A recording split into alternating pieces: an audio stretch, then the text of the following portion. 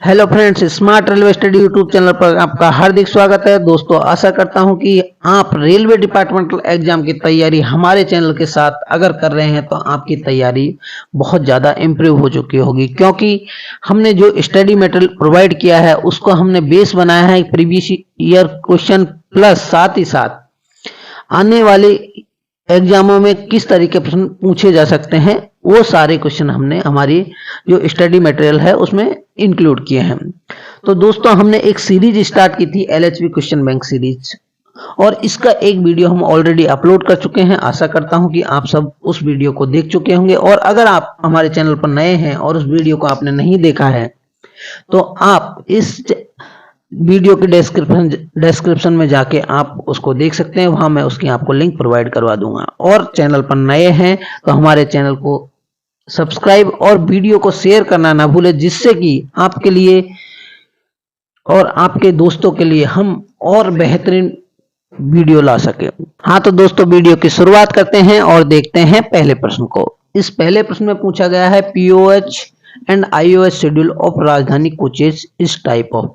तो सबसे पहले पीओएच को जान लेते हैं कि पीरियड ओवरहॉलिंग, और आईओएच इंटरमीडिएट ओवरहॉलिंग। जो पीओएच होती है वो वर्कशॉप में की जाती है, जो आईओएच होती है वो डिपो के अंदर की जाती है। दो चीजें हमने यहाँ पर क्लियर कर ली।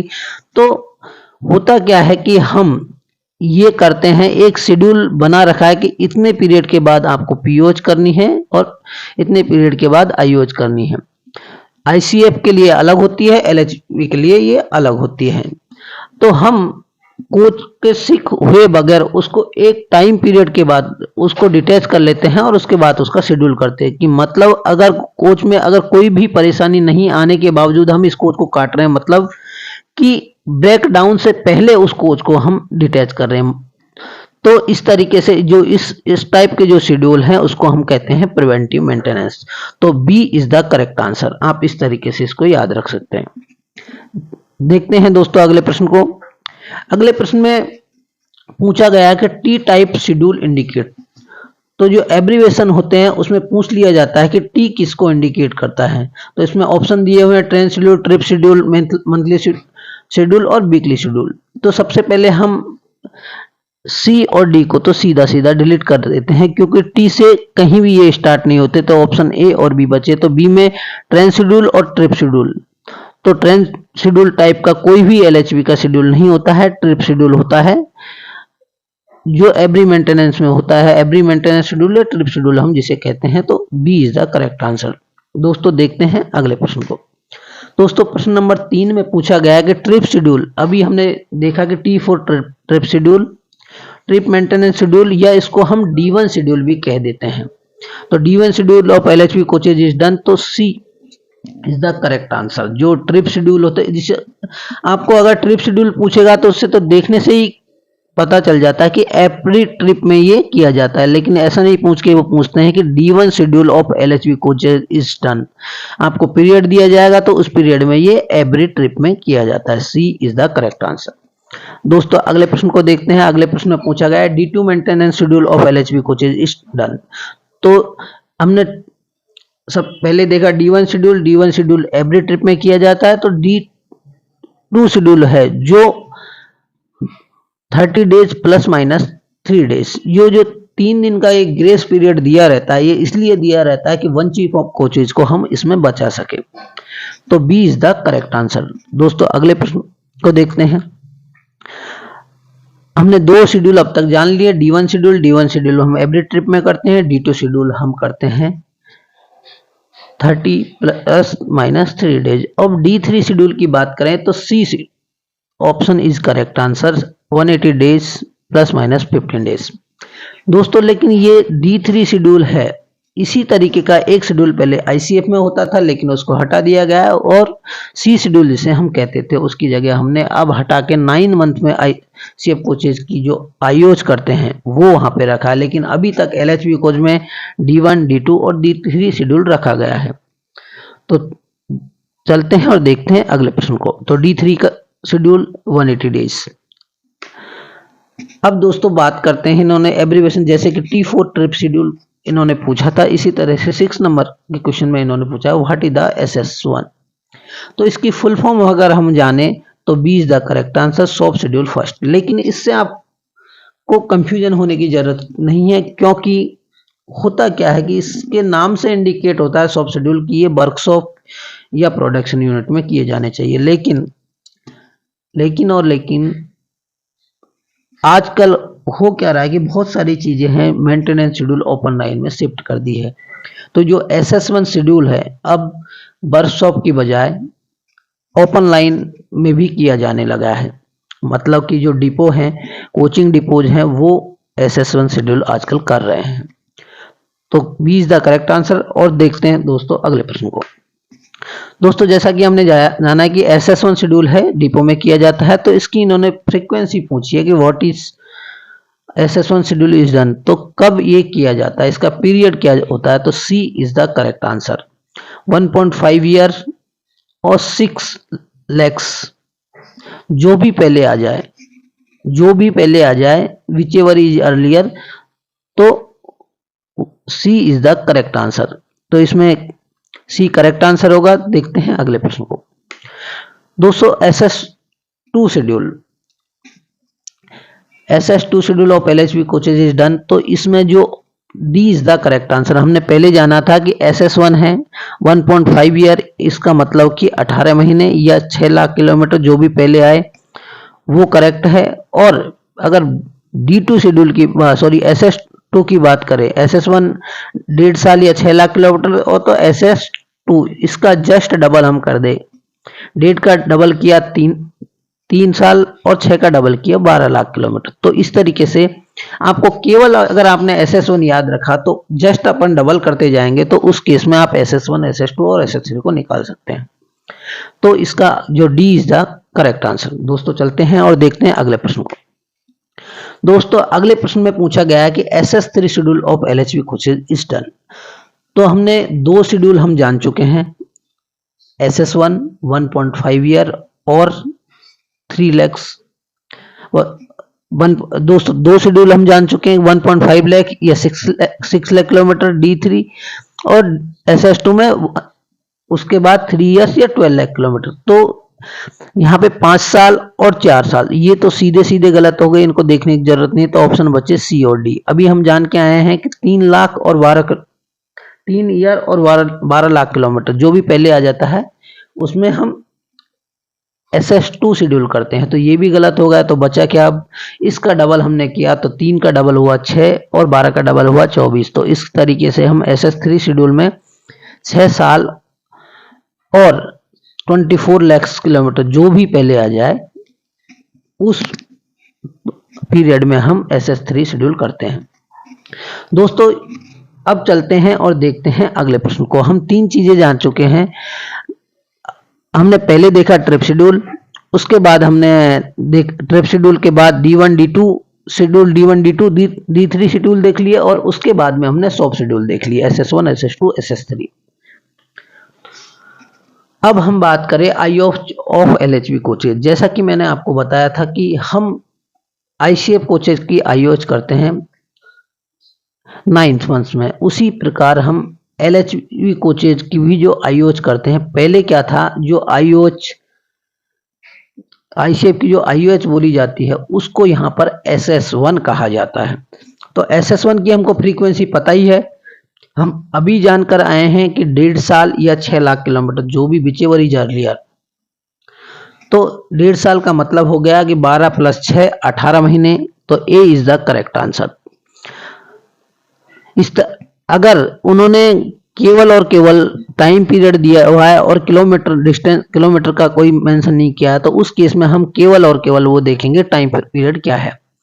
तो यहाँ पे A is the correct answer, 18 months.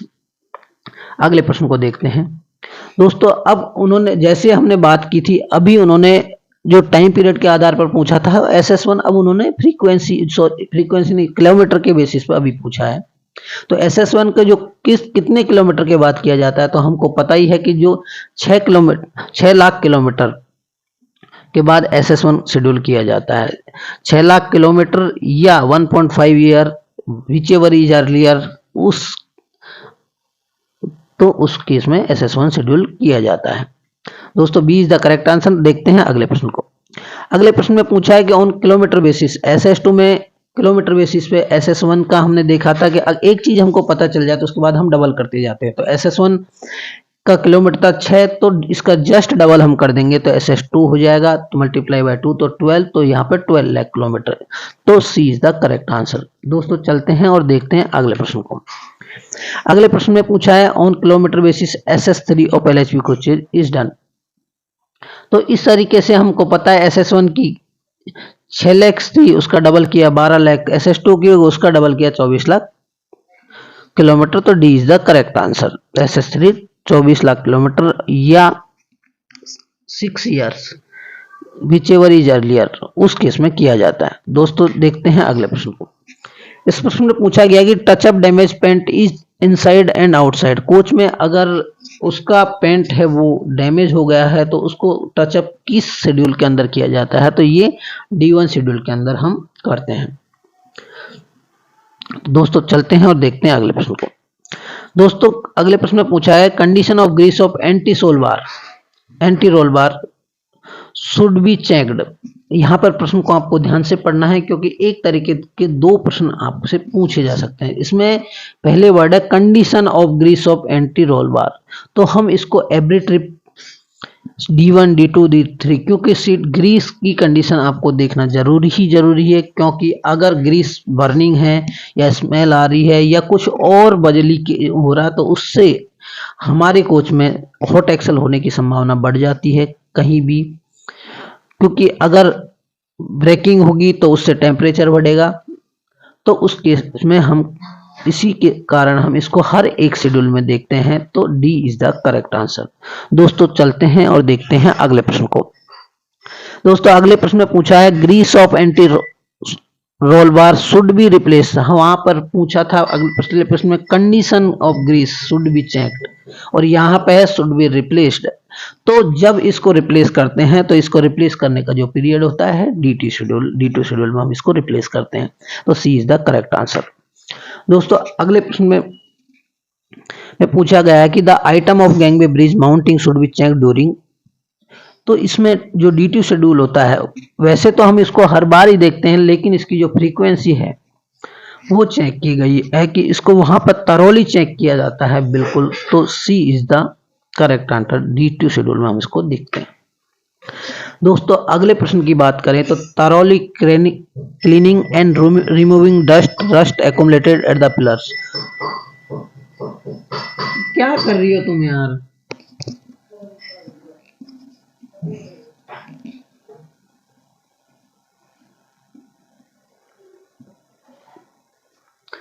दोस्तों प्रश्न नंबर 8 दोस्तों प्रश्न नंबर 18 में पूछा गया कि thoroughly cleaning and removing rust accumulated at pillars is done in. तो इस केस में हम एक बार में देख लेते हैं कि मेजर क्या क्या चीजें हैं जो एग्जाम में पूछी जाती हैं या क्वेश्चन बैंक में आपको दी हुई है कि जो D3 शेड्यूल है उसमें की जाती है। तो D3 इसमें D is the correct answer. जो क्लीनिंग और रिमूविंग ऑफ डस्ट है वो D3 शेड्यूल में की जाती है। तो thoroughly removing rust accumulated at pillars, ये तो हमने ये इस प्रश्न में जान लिया। उसके अलावा एग्जामिनेशन ऑफ सोलवार में अगर कोई कोरोजन है या नहीं है उसके बारे में हम जानते हैं D3 शेड्यूल में। उसके बाद checking tread diameter and wear of wheel profile, जो ट्रेड डायमीटर जो व्हील का रहता है और व्हील प्रोफाइल है वो भी हम उसमें चेक करते हैं। और lubrication of door with silicone paste, ये भी हम D3 शेड्यूल में चेक करते हैं। लेकिन दोस्तों आजकल एक नई इंस्ट्रक्शन और आई हुई है कि आपको जो गेज है उसके साथ अगर कोई भी डिफेक्ट हो या ना हो उसके साथ हर एक व्हील पर आपको गेज लगाकर देखना है। तो ये आपको याद रखना है। चलते हैं और देखते हैं अगले प्रश्न को। दोस्तों अगले प्रश्न में पूछा गया है कि एग्जामिनेशन ऑफ सोलवार for corrosion is done in. तो हमने अभी जाना था जो शेड्यूल है D3 शेड्यूल, इसमें इसको देखा जाता है। अगले प्रश्न में देख लेते हैं lubrication of door seals with silicone paste, ये कब किया जाता है? तो ये भी D3 शेड्यूल में किया जाता है। तो D is the correct answer. दोस्तों अगले प्रश्न में देखते हैं कि verify the clearance between coach and pad and disc surface is. तो इसमें यह भी दोस्तों हम जो क्लियरेंस देखते हैं ब्रेक पैड और डिस्क सरफेस के बीच में, यह भी D3 शेड्यूल के अंदर हम देखते हैं। तो C is the correct answer. Checking of tread diameter and wear of wheel profile is done. LHV coaches में यह शेड्यूल भी हम D3 शेड्यूल में के अंतर्गत दोस्तों इसको चेक करते हैं, जैसा कि हमने एक साथ ही सबको देख लिया था, जिससे कि आपको आने वाले अगले प्रश्न आसानी से आप अटेंड कर सको और आपका रिवीजन हो सके। दोस्तों 23 प्रश्न में पूछा गया कि lubrication of all pins and bushes is to be done. तो ये B is the correct answer. D2 और D3 शेड्यूल, इसको D2 शेड्यूल है उसमें भी देखा जाता है, लुब्रिकेशन किया जाता है, और D3 शेड्यूल में भी लुब्रिकेशन किया जाता है। एक बार हम देख लेते हैं कि जो D1 शेड्यूल है वो कब किया जाता है। ट्रिप शेड्यूल इसको हम कहते हैं, एवरी ट्रिप में ये किया जाता है। और D2 एंड D3 शेड्यूल, ये D2 शेड्यूल है, ये हर एक month 30 days plus minus 3 days, और D3 schedule 80 days plus minus 15 days, उसमें हम D3 शेड्यूल को देखते हैं। तो इस तरीके से ये इसकी फ्रीक्वेंसी आपको पता ही है, हम पहले बता चुके हैं, तो मैंने एक बार रिवाइज करवा दिया। तो हम D2 और D3 शेड्यूल को इसलिए जान लेते हैं कि कुछ क्वेश्चन है इस पे जो बनते हैं उसमें ऑप्शन में आप कंफ्यूजन नहीं हो। तो एक लिस्ट हमने D2 और D3 शेड्यूल के जो मेजर क्वेश्चन बैंक में दिए हुए हैं उसमें से बना रखी है कि जो lubrication of all pins and bushes वो D2 D3 शेड्यूल में रहेंगे। वॉशिंग ऑफ बोगी फ्रेम, जो बोगी फ्रेम को वाटर जेट से जो वॉश किया जाता है वो भी D2 और D3 शेड्यूल में किया जाएगा। Inspection of earthing equipment for wear of carbon bars, ये भी हम D2 और D3 शेड्यूल में देखते हैं। क्लीनिंग ऑफ एयर फिल्टर्स, ये भी हम D2 और D3 शेड्यूल में देखते हैं। Inspection of seat and luggage rack. दोस्तों चलते हैं और देखते हैं अगले प्रश्न को। दोस्तों अगले प्रश्न में पूछा गया कि washing of bogie frame thoroughly with water jet in which schedule. तो ये इसका करेक्ट आंसर है सी, D2 और D शेड्यूल के अंतर्गत हमको जो LHV कोच की बोगी रहती है उसको वाटर जेट से हम क्लीन करते हैं। इसका रीजन रहता है कि जो वहाँ पे डस्ट और वो सारी चीज़ें अकुमुलेट हो जाती है वो वहाँ से साफ हो जाए, जिससे कि कोरोजन है वो कम हो सके। दोस्तों देखते हैं अगले प्रश्न को। अगले प्रश्न में पूछा गया कि inspection of earthing equipment for wear of carbon wars. तो इसका भी जो करेक्ट आंसर है D2 एंड D3 शेड्यूल, इसके अंतर्गत हम इसका इंस्पेक्शन करते हैं। तो D is the correct answer. दोस्तों अगले प्रश्न में देखते हैं। अगले प्रश्न में पूछा गया cleaning of air filter is done in. तो B is the correct answer. D2 और D3 शेड्यूल है, इसके अंतर्गत हम जो एयर फिल्टर होते हैं उसकी हम क्लीनिंग करते हैं। दोस्तों अगले प्रश्न में पूछा गया है कि inspection of seats, luggage rack etcetera is done. इसके जैसा कि हमने एक साथ ही देख लिया था कि ये सारी चीजें हैं जो D2 और D3 शेड्यूल के अंतर्गत आती है, तो इसका भी जो करेक्ट आंसर है D2 and D3 schedule, B is the correct answer. दोस्तों अगले प्रश्न की बात करें तो inspection of vestibules and its rubber fittings for damage.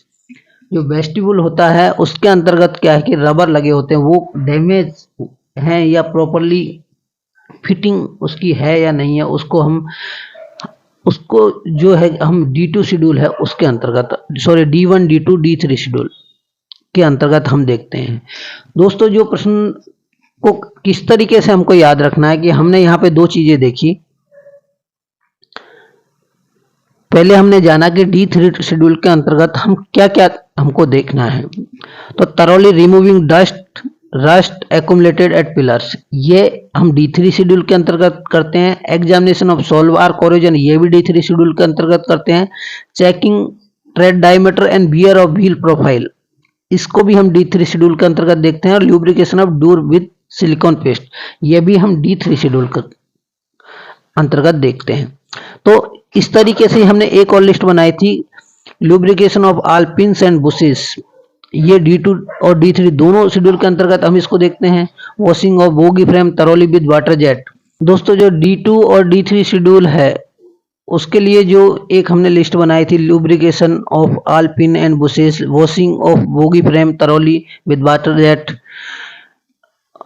और inspection of earthing equipment for wear of carbon wars, cleaning of air filters, inspection of seat and luggage racks. ये 2 list हमको याद रखनी है। इसके आधार पर हम जितने भी एलएचबी शेड्यूल से रिलेटेड प्रश्न पूछे जाते हैं वो हम लगभग सारे क्वेश्चन अटेंड कर सकते हैं, क्योंकि कंफ्यूजन जब होता है जब हमको एक साथ D1, D2, D3 और D1, D2, D3 ये शेड्यूल जब ऑप्शन में आपको आएंगे तो आपको कंफ्यूजन होगा। तो आपको अगर 2 लिस्ट को, अगर जो दी हुई लिस्ट है उसको आप अगर याद रखोगे तो ये कंफ्यूजन होगा नहीं। और बाकी जब हम देखेंगे कि ये अगले जो शेड्यूल है, checking of functionality of brake equipment and hand brake equipment in, तो हम पहले ही जान चुके हैं कि जो 2 लिस्ट है उसके अंतर्गत ये नहीं है, तो ये शेड्यूल कहाँ जाएगा, D1 में भी किया जाएगा, D2 में भी किया जाएगा और D3 में भी किया जाएगा।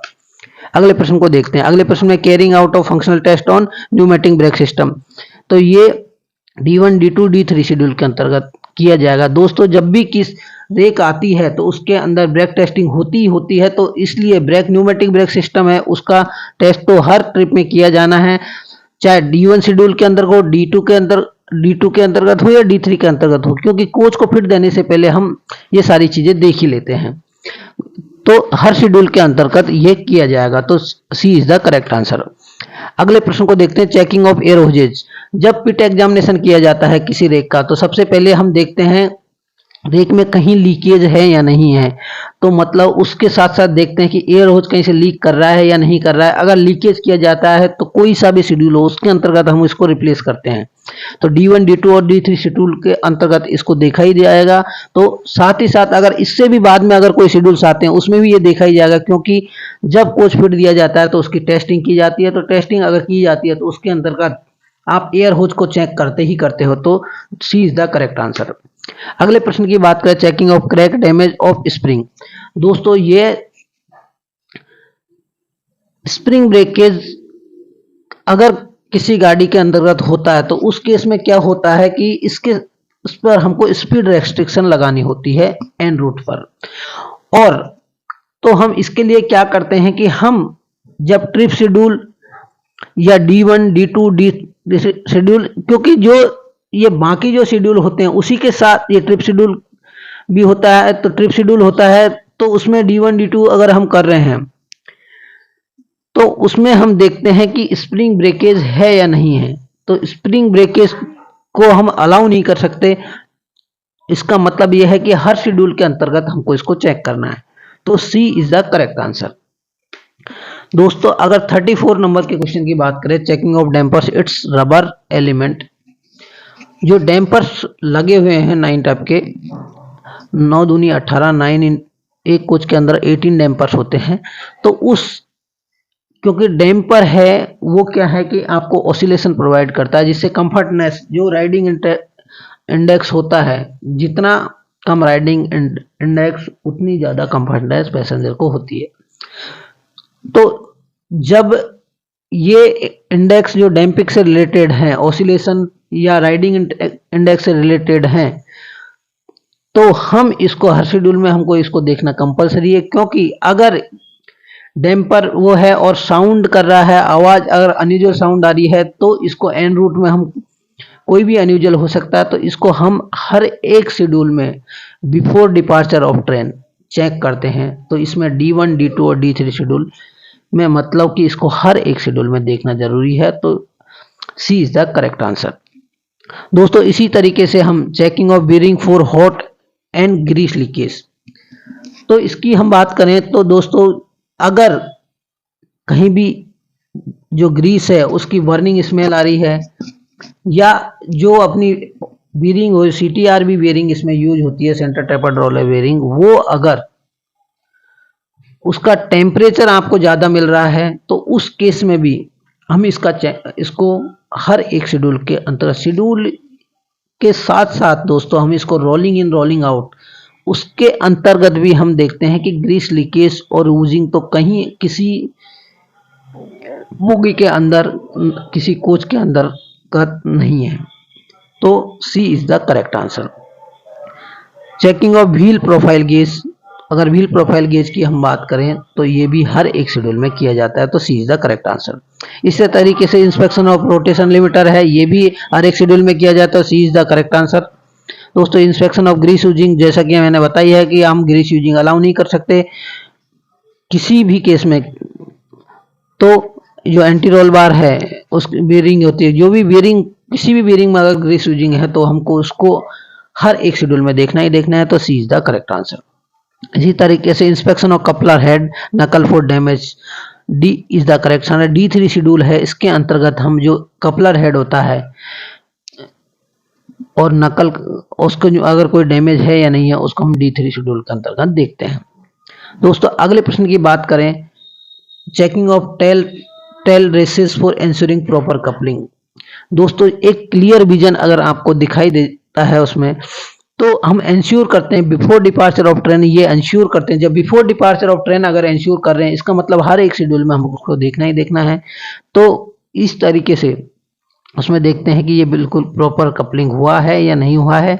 तो इसमें D1 D2 D3 schedule is the correct answer, मतलब सी इज द करेक्ट आंसर।